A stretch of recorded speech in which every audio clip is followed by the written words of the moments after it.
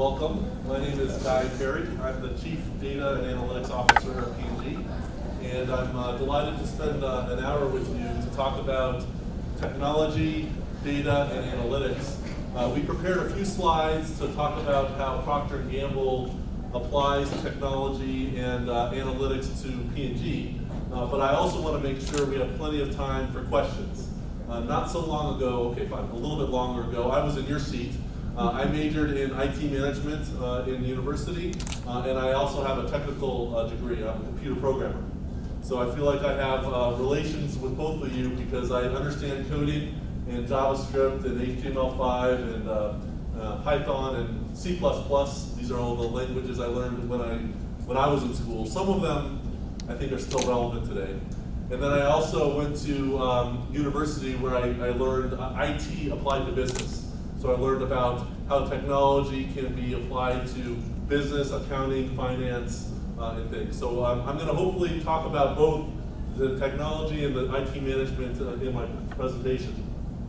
But I want to make sure we have interactive discussion. So anytime you have a question about anything, raise your hand and we'll be sure to answer the questions. I'm here with some P&G colleagues, so we want to just bring you a day in the life of P&G IT.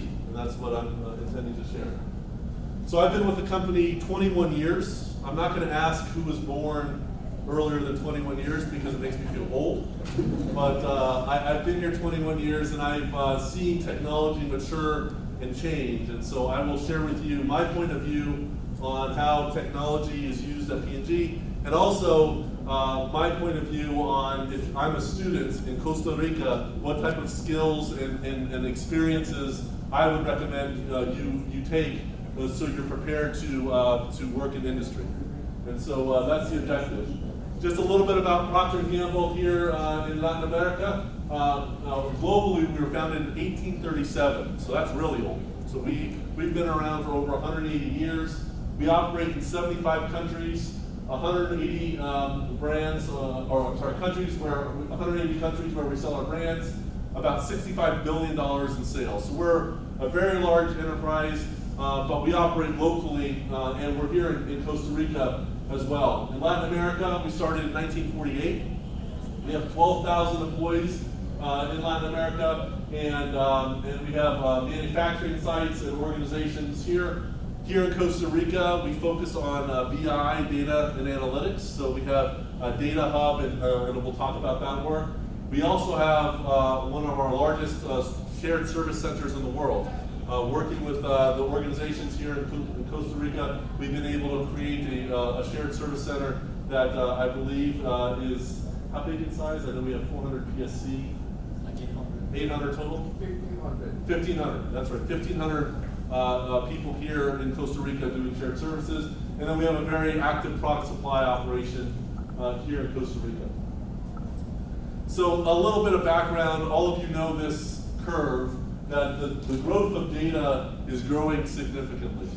And so if you can imagine these cell phones that we all carry with us, they're tracking everything we do.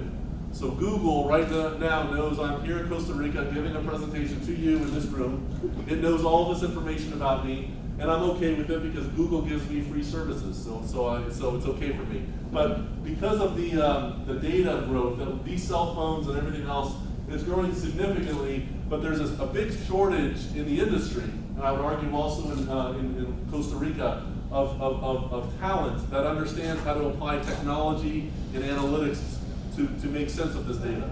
And so we're going to share with you how Procter & Gamble approaches this, but the data growth is significant. Here are some mega trends in the industry. First, cloud, big data related to technology. Who can give me a definition of cloud? We're going to make this interactive. Who can tell me what is the cloud? That's okay, I'm not going to give you a grade. Any guesses? Any guesses on what is the cloud? I think you have a guess. No guess? Has anybody heard of cloud? It's kind of information that is not in a physical computer, so that it's kind of internet, something like that, or another service. I don't know, kind of that. Yeah, thank you very much. So it's basically the ability to take information and store it on, it is on a computer, but it's on a computer that you don't own. It's on a computer that either Microsoft owns or Amazon Web Services or Google. They have these very, very, very large data centers that provide very, very cheap storage of data. And so we're moving a lot of our information to the cloud for two reasons. One is because it's cheap, much cheaper than being on our own computers. And the second reason is because it allows us to provide security and what we call elasticity. So in the cloud, you only pay for what you consume. And so if I have 5 terabytes of data in the cloud, I only pay for 5 terabytes of data. If I have 5 terabytes of data on my machine that has 100 terabytes on my company, then I'm spending money on compute and storage that I'm not using. So cloud is a disruptive technology. It's fundamentally changing our entire industry. We are able to do things in the cloud today that we weren't able to do even 18 months ago because it was too expensive. So the cost is going down and the compute capacity is going up. Who knows what the largest computer was in 1996, which is probably before many of you were even born. But listen, 1996, does anybody know what the largest computer in the world is? So what is that, 22 years ago? It was called the Red ASCII computer. It doesn't matter about the name. The Red ASCII. It had 50,000 teraflops of compute capacity, which is a lot of compute capacity, and it was the size of a tennis court. Okay, I think we might even have a picture somewhere in the deck. The size of a tennis court, okay? It cost $50 million. 1996. Today, just to give you an example of how technology is growing, today, we have the same exact compute capacity in a PlayStation 3. Think about it. All of that teraflops, all of that storage, all of that compute capacity in a size of a tennis court is now in your PlayStation 3. And your PlayStation 3 doesn't cost $50 million.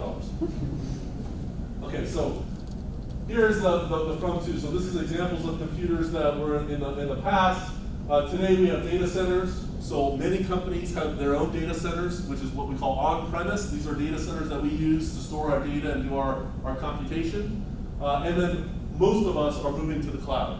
Okay, so we're taking the data that's on our machines and we're moving it to data that's on Microsoft machines, Amazon machines, and Google. Those are the 3 big cloud providers.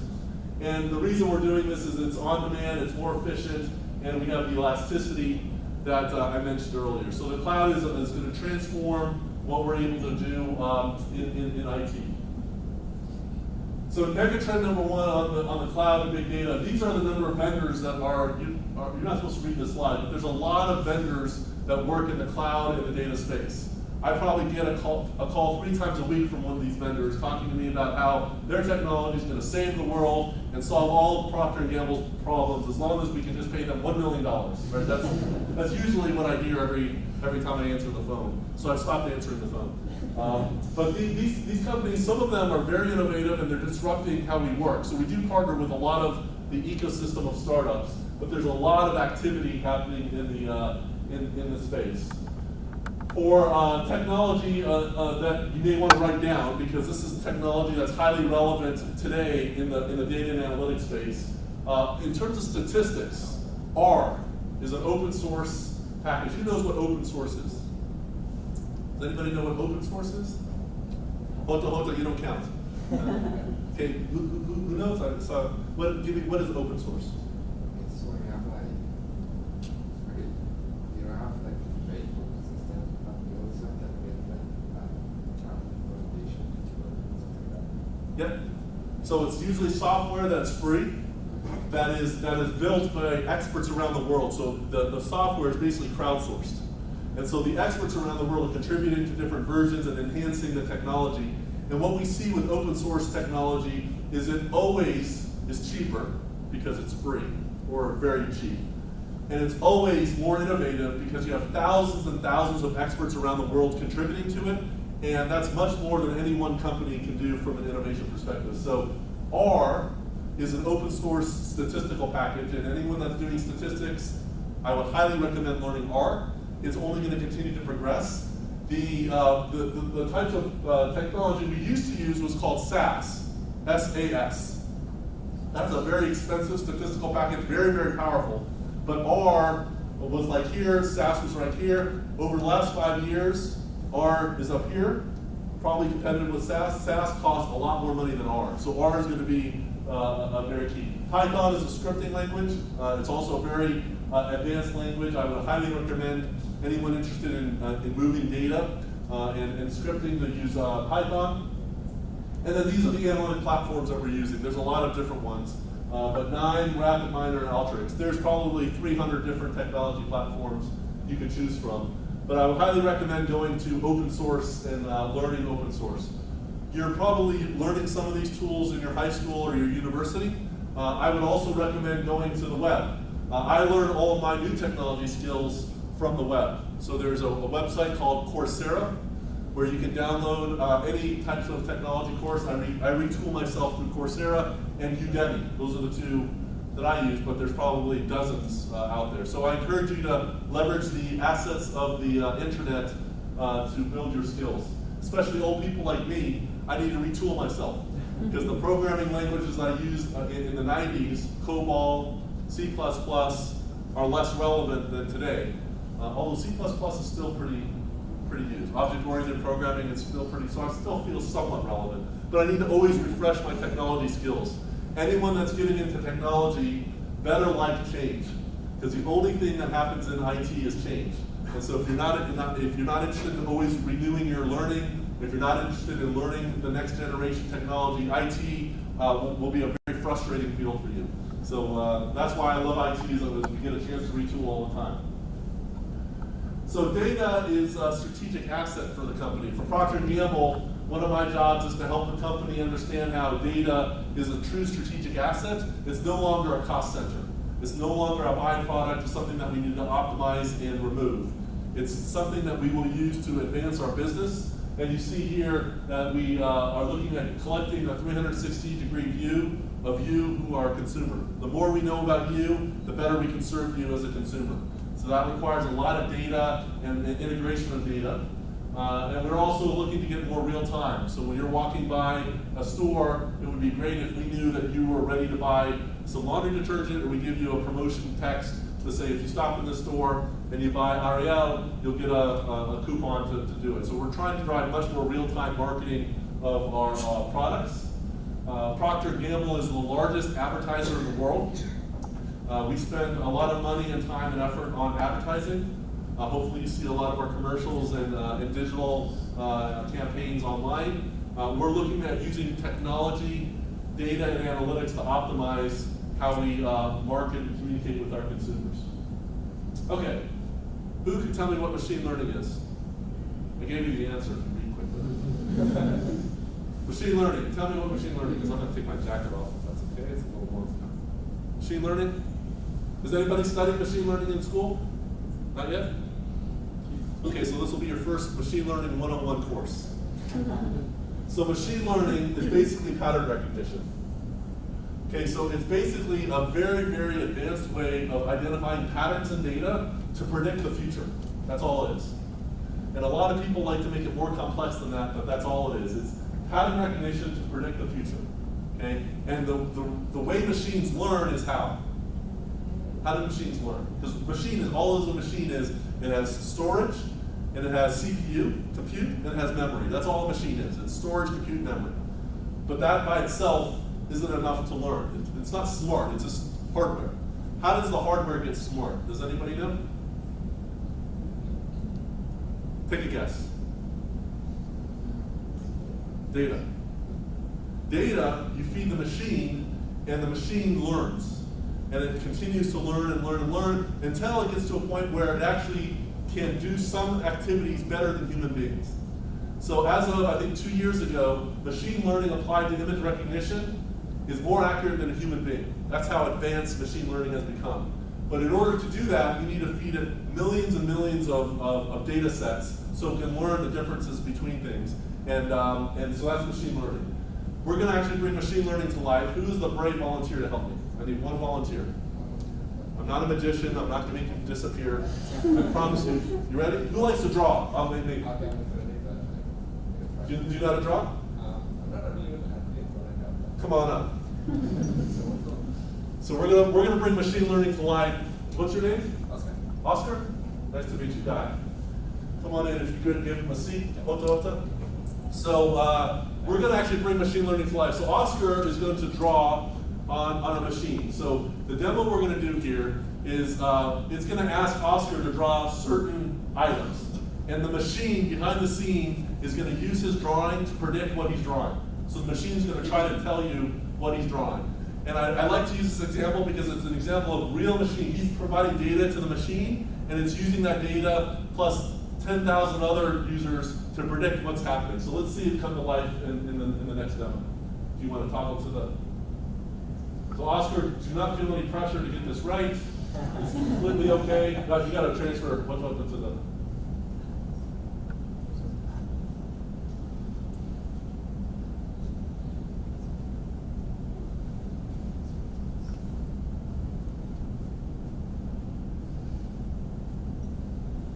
Okay, so hit quick draw, and then it's going to ask you to draw a vase. You hit the green button, and you draw a vase that you put flowers in.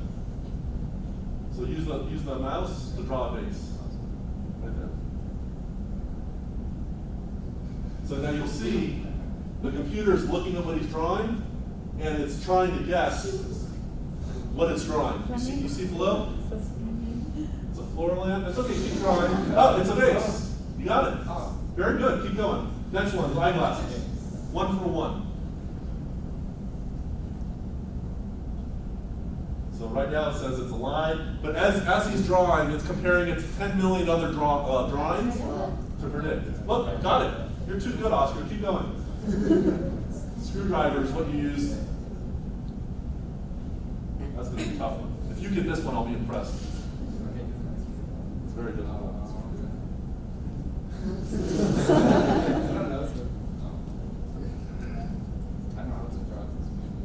Keep trying. It's all right. You only have 2 seconds left, anyways. Okay, that's right. Next one is a bow tie. This is what you wear here.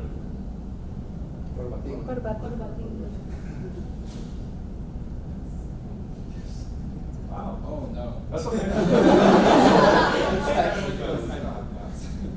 Keep going.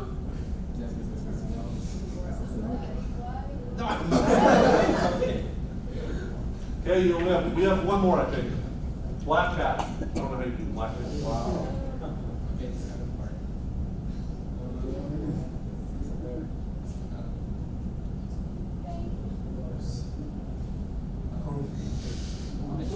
Keep going.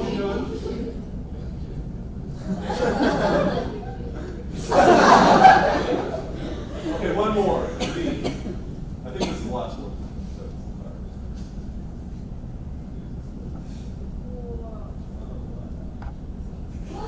It's a D. You got it. Okay, so thank you very much, Oscar. Give him a round of applause.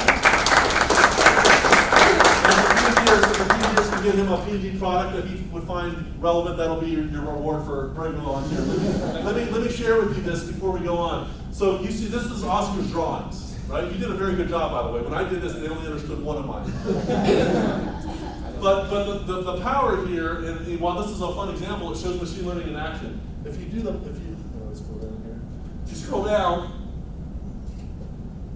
you should actually be able to click on, let's see, the bow tie. Did it get the bow tie? No, click on the bow tie. And if you scroll down, it shows you why it thought the bow tie looked similar to what it guessed. So it thought it was a saxophone, a toilet, and a shoe because it looked similar. So what it's doing is it's comparing it. If you go down, these are other people that drew a bow tie that was in the database. So if you drew something that looks similar to this, it would have predicted the bow tie. Now, the reason this is a really fun and powerful example is it takes data, your drawings is data. It feeds it to the machine, and it allows it to predict how other people are drawing. Okay? So we go back to the present. Thank you. So machine learning is nothing more than a very powerful technology that typically is in the cloud, that you feed a lot of data to, and it's able to predict outcomes. Make sense? So next time your professor or your teacher asks you what machine learning is, you'll get straight A's. You can give them the definition. Okay, so how is machine learning applied in different areas? So machine learning, Netflix, everyone like Netflix? Yeah? How does Netflix know what you like? What you see on the video, that's correct. And pattern recognition based on what other people see. So it knows your viewing habits and the profile that you view, and it compares you to 10 million other people like you. And it says, based on what the 10 million other people are using, applying machine learning, and it recommends movies that are scarily accurate based on what you like, right? And the reason it's so accurate is it has 10 million other data points to customize a movie list for you. And so that's one example of machine learning. The same thing is on the marketing, so Amazon or any of these websites that recommend products, we use machine learning behind the scene to say what we call look-alike. So people that look like you also buy this. And so it's a machine that automatically generates the recommendations. Human beings can't do this. Why? Why can't human beings do this?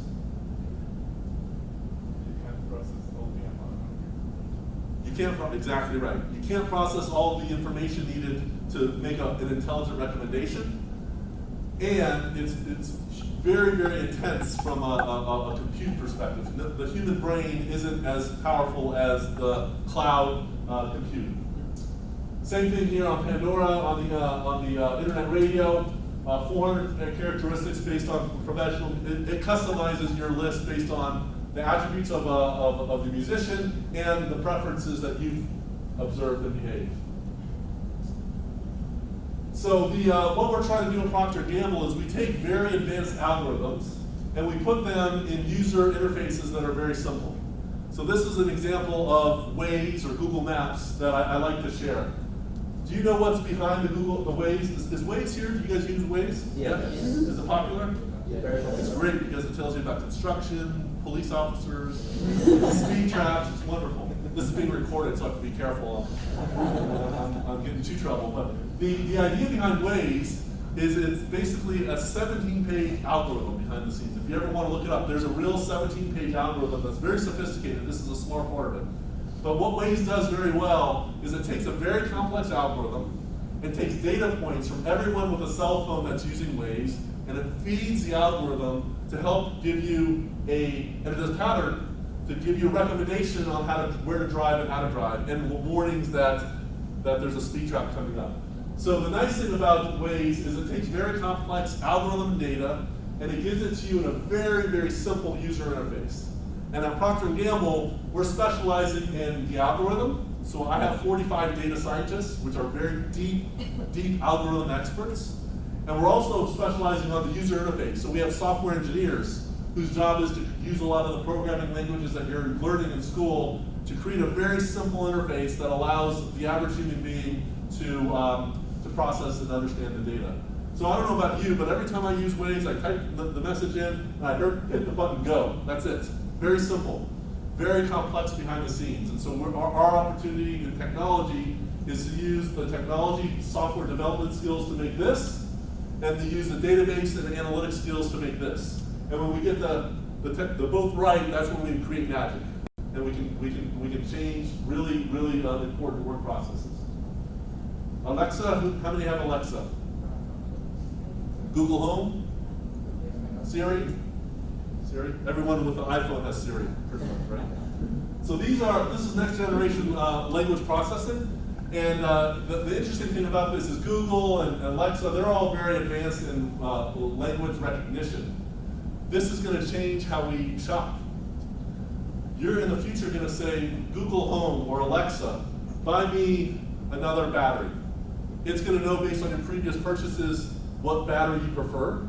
It's going to also know what types of batteries are on sale, and so it's going to tell you, Guy, did you want to buy the Duracell battery you bought last time, or there's another battery that's on sale for half the price. And so it's going to be an assistant that's going to automatically guide our purchase behavior over time.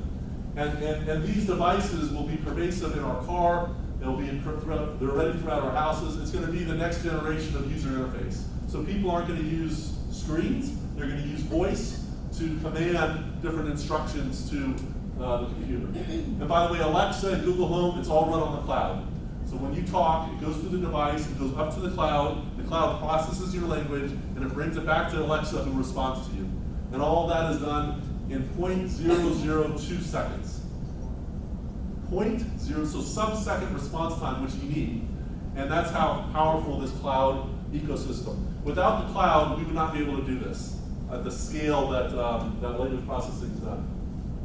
So that's a few external examples of how technology and data and analytics is applied to use cases. P&G is doing this all over the place. Procter & Gamble, our aspiration is to be industry leaders in applying technology, data, and analytics to solve business problems. And I have to say that I'm extremely proud of the IT professional team we have at Procter & Gamble. I view them as world class. We always are looking to get better and better.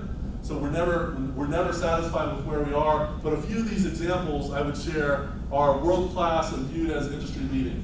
Matter of fact, a couple of these examples, I was asked to go to Harvard Business School and present a case study on what Procter & Gamble's doing in the data and analytics space. And so Harvard has created a case study on P&G, and we're very proud of the work that our organization of professional IT leaders have enabled. So this is an example of neighborhood analytics. This is our ability to segment the US population into micro segments. So we know by neighborhood who buys what product and how much they buy and what their preferences are. And this requires about 1.3 trillion rows of data, and it allows us to customize the product that we offer you to make sure we better meet your needs. And so we're using all of these tools and advanced tools to better the consumer experience and help advance our business. This one is in-store execution. So for Procter & Gamble's business, as you walk into a store, what's the most important thing for P&G? When you walk into any store that you go into, what does P&G want to make sure is happening? What's most important for P&G? That our product is there, right? So if you walk in to buy Gillette, and you go to the aisle that Gillette's there, and the Gillette product's not there, you'll go buy something else, or you'll go to a different store. So that's not good for P&G, and that's not good for the retailer.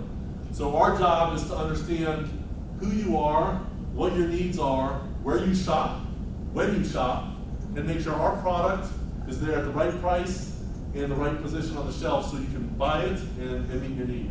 That is a very advanced ecosystem that we need to understand for every consumer in every store around the world. And so we're using this, the shelf is very important for us. So when you walk into a shelf, sometimes it's overwhelming. You don't know what product to buy, there's so many products out there. So we're using technology, image recognition, to analyze the shelves and understand how are our products positioned and optimizing the shelf experience. So image recognition is something that is quite advanced. We have one of our data scientists that came to us from Silicon Valley, and she was using image recognition to identify tumors in lungs. And she's applying the exact same pattern recognition for the cancer research to the shelf. Same exact thing. Now the shelf is going to be a little bit easier actually, but it's a very similar thing. Is it identifies all of the other pictures that we feed the algorithm, and it identifies where your products are. So you see image recognition in action. It identifies, this is completely by computer. You feed it the machine, the images. It has 10 million other images that it's been trained on. Maybe not 10 million. It's been trained on probably a couple thousand images, and then it applies it to 10 million other images, and then it identifies with a box specifically what are you looking to identify. And this is completely automated. And the reason this is important is no human being can go to every single store in the world to know if your product's there. So Pantene is one of our hair shampoos. Who uses Pantene? Is Pantene big in Costa Rica? Yes. How many of you use Pantene? Okay, we have about a 12.5% share of the audience, not good. Okay, Gillette, who uses Gillette? Okay, we have about a 30% share of the audience. Okay, is Ariel our big detergent here? Ariel, who uses Ariel? Or whose parents use Ariel for them? Okay, so we have some marketing opportunities. This is a good survey. We have to give the feedback to our marketing team. We're underrepresented in the millennial population. That's good research. But anyways, the reason I did that is when we use our products and we get it to the right person at the right time, we win. And we use technology as a way to do that. So this is an example of how we do what we call in-store execution, which is critical for us. We identify what's the right store and the right shelf to do it. We analyze whether or not that shelf is selling the right product, and then we reward the consumer for it. So I don't think we have the Pampers reward program here yet, do we? But we have a program. What's the Pampers brand here? Pampers. Who knows Pampers? Okay. So Pampers is a very, I think it's the best brand in the world, but I'm very biased, I have to say. But it's a brand that has high loyalty, very high loyalty. And so consumers, they feel very connected to the brand, not only because it's taking care of their baby, but it's trusted. It's a trusted brand. So we created applications, a loyalty app that allows you to get points and rewards for scanning your receipts. And what does that do? That gives a benefit to the consumer because you get free stuff for your baby. It gives us data to understand what you're buying and not buying. And it allows us to optimize this entire cycle of purchase, of marketing to purchase. So that's an example of how we use data. This one's an interesting one. So we have these things called high-frequency stores. I know we also have them in here in Costa Rica. These are small, very small stores between here and the wall. Very, very small format stores. And there's, in this case, in India, there's 1.7 million of these small stores. We call them high-frequency stores. And they sell very small product because it's a small store, you can't sell big product. So they sell single-use, we call sachets, little envelopes of shampoo that you use once of different products. So the problem we're trying to solve in India is we have a sales team with our distributors that had to figure out what product do I sell to what store. That's the simple problem. And one would think it's an easy problem to solve, but it's not. Because there's 1.7 million of these stores, there's 600 sales agents, and there's a different demographic across every store. So how, before we brought technology and analytics to this problem, how do you think the sales agent decided what product to sell to the store? Give me an example, give me a brainstorm. We have a salesperson that goes to one of these high-frequency stores, he talks to the store owner, and he has to decide what to sell the store owner. How do you think they decided what to sell? If you were the salesperson and you were going to the store owner, what would you do to decide whether to sell the Pantene or Pampers? Yeah. I think you should ask what is the frequency of the buyers to buy that product, and depending on what is the most bought, what is the next product, you sell them a big quantity of the most sold product and a small quantity of the less sold product. Very good. What's your name? Yeah. Jonathan. Very good example, Jonathan. That's a very, call it data and intelligent way to sell products. That would be a very effective way of doing it. The only problem is we weren't doing that in India. Do you know how our sales agents were selling the product? Alphabetic order. So they would go into a store owner and they'd look at their iPad and they had all of our products listed in alphabetic order. And so they went to the store owner and they talked about Ariel because it was A. Poor Pampers got no time. And of course it didn't deliver good business results because that's not the intelligent way. Jonathan, the way you described is an intelligent way of doing it. So the problem we're trying to solve is how do we bring more intelligence to our sales force who, by the way, they maybe had 3 to 6 months of experience on our business. They didn't understand our business, so we needed to give recommendations to them that was intelligent. So what we did is we took 30 years of historical data of shipments to the store. We combined that with demographic data of who shops at those individual stores. And we created personalized recommendations for every store, 1.7 million recommendations that we sent to the sales agent based on the GPS location of where they were at. So when they bring their iPad to the store, it knows exactly what store it is, it knows exactly who the store owner is, it knows exactly what the shipments is, so who buys what, how frequently they buy. It knows exactly the demographic within a walking distance to the store, and based on all that data, it provides a recommendation to the sales agent on exactly what to sell to that store. And the sales agent, just instead of selling Ariel, it sells whatever the most important product for that store is. And that increased sales 3%. On a multi-billion-dollar business, you can imagine what 3% sales increase is. So it's an example of how we bring technology, data, and analytics to help solve problems. Okay, everyone take out your cell phone. This is another example of machine learning in action. This is going to be normally lecturers never tell you to take off your cell phone because you go on, check out the World Cup score and all that stuff. But everyone go to this website called oleskinadvisor.ca. This is an example of machine learning in action for the consumer. As you bring up the website, let me explain to you the business problem we're trying to solve. Do we sell Olay here in Costa Rica? Yes. Yes. Olay. So Olay is a skin cream. And when you go to the store and you try to buy skin cream, it's very confusing, right? There's so many products, there's so many brands, and it's very confusing to know what is the right brand for you. So the problem we're trying to solve with technology and algorithms is how do we help the consumer understand what is the right brand for him or her? That's the problem we're trying to solve. It sounds very easy, but it's very difficult. So who's got the website up? Okay. So there should be a button there that says Launch Olay Skin Advisor. Somebody tell me when they found the button? Does anybody see the Skin Advisor button?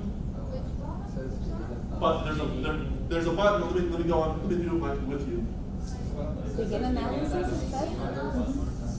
What's that? Begin analysis? Skin analysis. Yes. Okay. Begin analysis. Sorry. Begin analysis. Now what it's going to do is it's going to ask you to take a picture of your face. Take a good picture. Smile. Okay, take a good picture of your face. And then it's going to ask you a series of questions. And these questions are helping us learn more about you, your preferences. And I'm going to give you just a minute or two to get through this. And what this is doing, let me know once you take the picture and you answer the questions. And don't worry about how accurate the questions are. We can just go through the questions. It should be about 5 or 6 questions.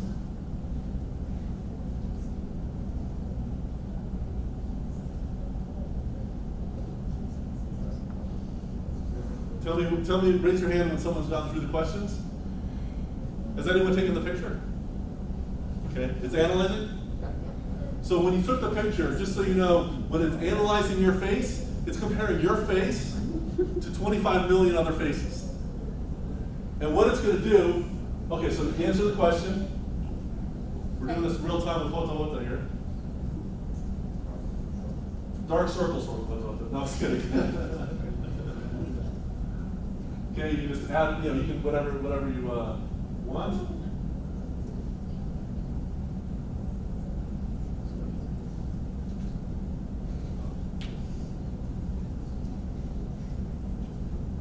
Okay, and ask you a few questions on your preference. So it's using your face and all of the answers to your questions to recommend a personal product recommendation to you based on your face. So when it does the analysis, it's comparing you to thousands, it's really millions of other faces, and it's going to identify on your face what are the very good areas of your face that are perfect, and what are the areas which we politically correctly call opportunity areas.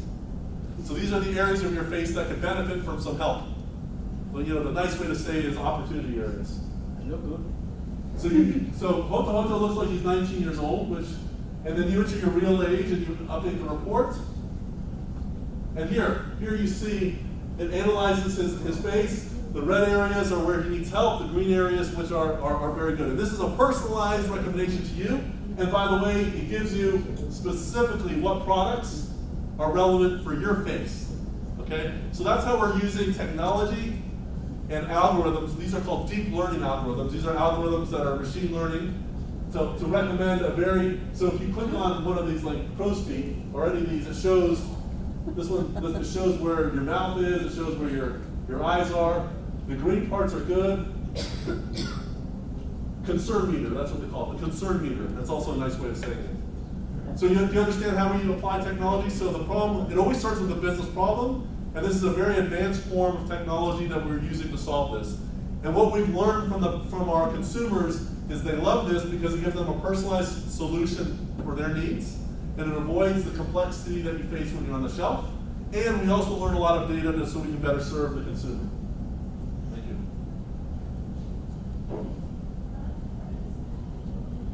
And so if you go back to 29, so I did this, and the algorithm developers told me I was 4 years younger than I really was.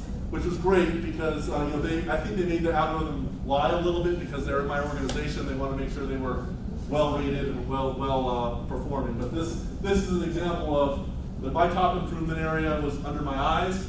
I guess I must not have slept very well. I must have taken a flight to Costa Rica or something and didn't sleep well the night before. But anyways, those are just a couple examples of technology and analytics applied to our business. I hope it gives you an example of how we're taking leading edge technology and applying it to P&G.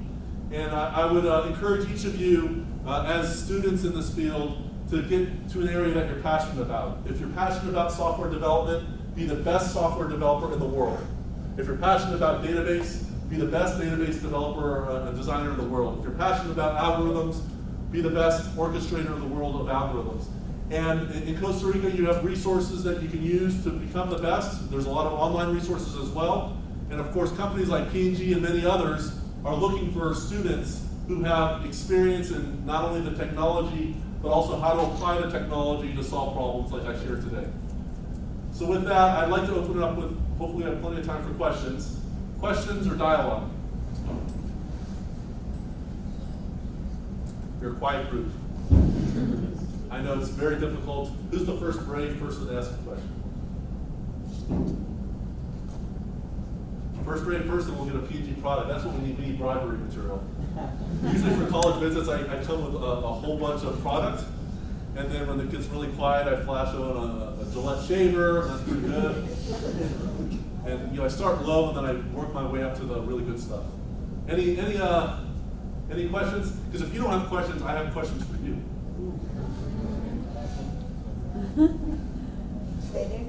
Make up some questions, right? No questions? Okay. So I'm going to ask questions. You're in high school or you're in college, university, and you have a choice on what types of lessons, courses to take. Based on this presentation, what is the learning that you took that would help you decide what's the best course to take? So based on what you saw today, what would be the next course you sign up for? I heard machine something. Machine learning. It's a good course. Good. What else? Don't be shy, guys. Don't be shy. Data analytics. Data analytics would be a good course to take. There's a whole bunch of courses that would feed data analytics. What else? Business intelligence. Business intelligence. Also very important. Good. What else? Advertising and marketing. So advertising and marketing is becoming more and more of a digital work. Before it used to be the TV commercial, now it's digital. So digital all connects to data, technologies, and so understanding marketing, understanding how you do marketing through digital is a very important field. Anyone else? On data and analytics, I would encourage you to look at what are the building blocks required to do data and analytics well. And there's 3 building blocks that I believe all successful IT professionals in data analytics have. 3. And I've been doing this for a long time. The 3 building blocks are, number 1, they have good data and analytics expertise, so they understand database. Whether it's MongoDB or Oracle or SQL Server, they understand database and they understand how to load data in and get data out. So that's the first skill, data. Analytics, they understand the basics of statistics. Normal distribution, significance, correlation, the basics of cause and effect statistics. So technology of database and statistical knowledge are the first set of skills. The second set of skills that most professionals that are very good in this space have is they have a technology understanding. So they understand how tools like mobile phones and cloud can help deliver a value. So they understand the basics of cloud, they understand user interface. So for application development, they understand user interface. They also understand how to bring data into, very complex data into a simple interface, like the Waze example I shared. So that's technology. And the third, so the first is data analytics understanding. The second is technology understanding. And the third, any guesses? If you guess this, I'll give you a Gillette razor of choice, bribery. Oh, even with that, I don't get an answer. The third is communication. I know it's not technical, but the best in the industry understand extremely technical concepts and are able to communicate them in a way that the average person can understand. And I'm not suggesting that everyone in technology needs to be standing on a stage in front of 1,000 people talking. You don't have to be professional communicators, but you do need to understand how you take a very technical concept and make it understandable to your users or your decision makers so they can be able to apply the technology to deliver benefit.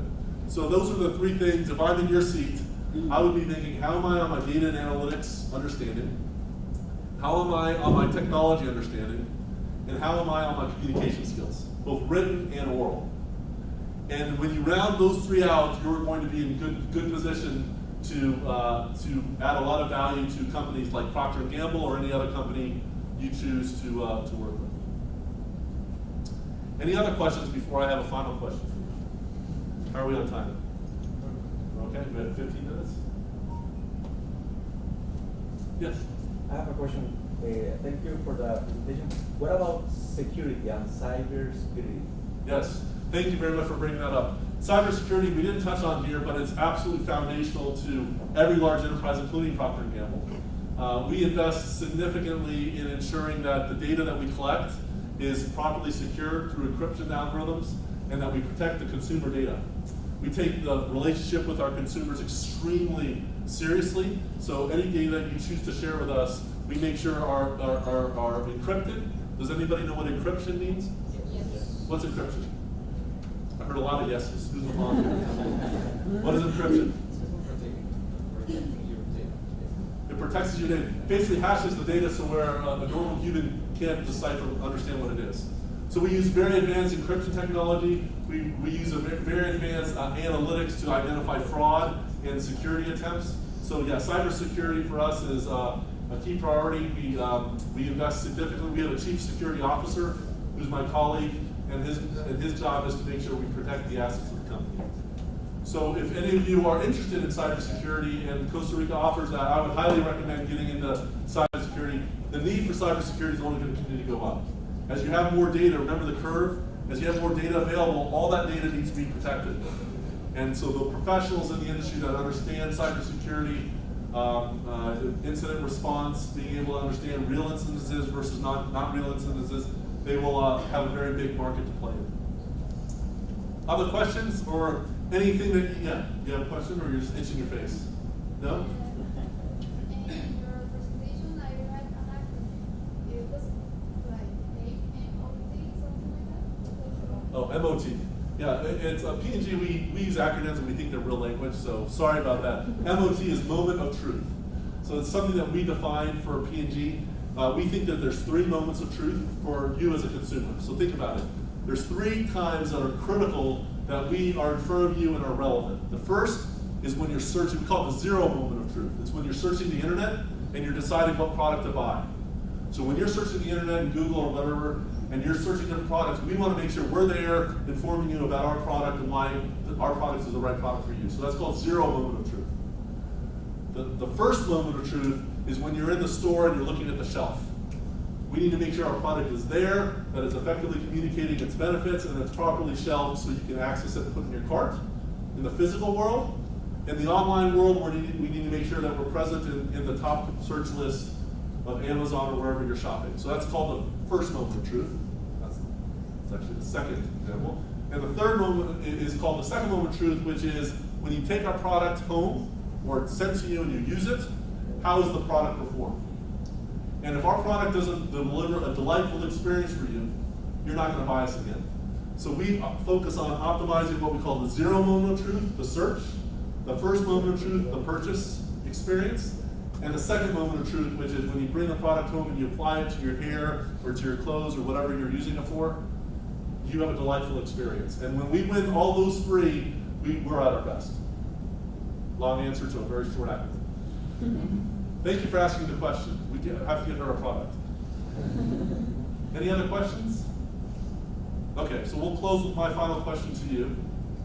As high school students and college students, what are the things that you are most looking for in a company to work for? So if you think about the best company in the world, your dream company, what is the attributes, what are the things about that company that you feel are most important to help make you decide that you want to work for them? We'll start with high school. Schedule? What about the schedule? It has to be comfortable because I really want to start at university before flourishing, so it has to work. Well, so flexible schedule allows you to continue to study and work. Okay, thank you very much. Schedule. Any other ones? Environment. What about the environment? Well, it's not personal. Well, actually, I would say I like to be in a, I don't know how to but I would like to have like an environment where have a lot of Team? Collaboration? team collaboration. Okay. That's very important. We hear that a lot, that people want to feel comfortable in the work and they want to have open environment to collaborate. Okay? Yes? A company that can give me the tools for keep learning. Okay, so continued development and growth. Okay, so company, so flexible schedule, collaborative environment, and continual learning and development. Say again? Growing opportunities. Yes. You know, when I joined in 1996, I never imagined that I'd travel to 32 countries and be the vice president and chief data officer. Never, ever dreamed of that. I just like technology, and I said, you know what, I'll try P&G for a year. Actually, it was 2 years. My plan was to be with P&G for 2 years.